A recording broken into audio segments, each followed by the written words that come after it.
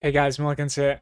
So, I have ended up making a new character yesterday on stream, simply because, like, this Malagant Spins character that I have over here, like, this simply put, right? You probably understood it in the video that I put as well. My next masterpiece video that I'll link right now. It was going absolutely terrible. And it is even weaker than before now. Like, I came up to a state in the empowered monos. I'm still alive, right? In the empowered monos, I came up to a state where not only I have very, very mediocre damage, on the low end of mediocre damage, but also my survival is terrible. So I had to like grab a shield to my hand, and guess what that did? It even lowered my damage further. So I think yesterday's stream, basically, at the start of the stream, I already had this like, loot filter talk. Like before the stream, basically for the YouTube, I did that, quality of life and loot filter kind of like a combination video. And afterwards, I just jumped into a rogue, right? This guy, the Falconer, level 1. And then I made a loot filter for the rogue, and I just started going. I wasn't necessarily thinking of like playing it, but then like after finishing the loot filter, which only took me about like 5 to 6 minutes, I was like, I'm just gonna play. I don't really want to like log into the paladin. So I have a Falconer now. Few comments that today's video is going to be extremely short, actually. Just a few comments about like Falconer, and maybe like we should run something easy. Maybe like a level 65 monolith, because like that's what my level is right now. I'm starting the Lagon timeline. Yeah, 66 mono maybe. I'm starting the Lagon timeline. I've killed the Void Bird and the Black Sun timeline yesterday on stream, and the character's leveling is very interesting actually, and very paced. Like when you use shift, for instance, you're moving extremely fast and for like 2 seconds or something, and then shift resets, and then you'd shift again. So like it is really, really high pace, and at the same time your abilities are capable, at the very least. Like if you take this point right over here, this one, the intuitive connection, the abilities that I have picked, they're capable of being used while on the move. So like while moving, I can use both of my abilities, which is being used by a falcon, of course. So, but like, if you would like to see the character build, it's going to be, as level 63, of course, as I'm making this video.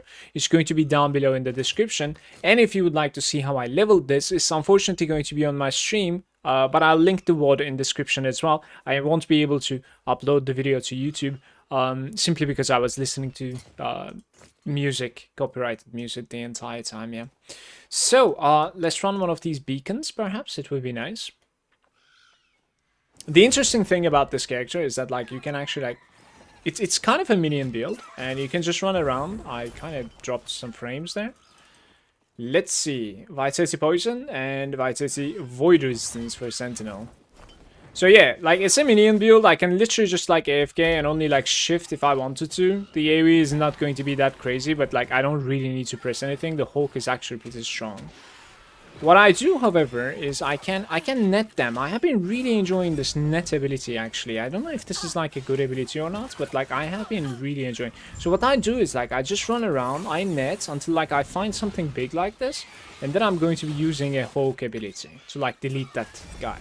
Or basically, if like there are too many monsters, then I also use a ability as well. If I feel like I'm in danger, I also press the smoke bomb, which is giving me some like stacks of buffs that are quite defensive, let's say. But yeah, versus peasants like this, I usually just slack, I shift around, I don't even press anything, and then like they stack like this, and I press my Hulk ability. It is called the Falcon Strikes. Well, I kept on calling the little bird Hulk the entire time, but it's a falcon. Is there any difference? I'm actually not really sure. I need to go check. I mean, of course, right? This is probably really stupid. So, two of the main abilities, right? The net is capable of giving me crazy amounts of like slow on my targets, and it also increases the damage that my falcon is doing to the netted enemies. And then we have two offensive abilities, Falcon Strikes. The bird is just going ham at like a location. It's your bread and butter ability as a falconer, I think.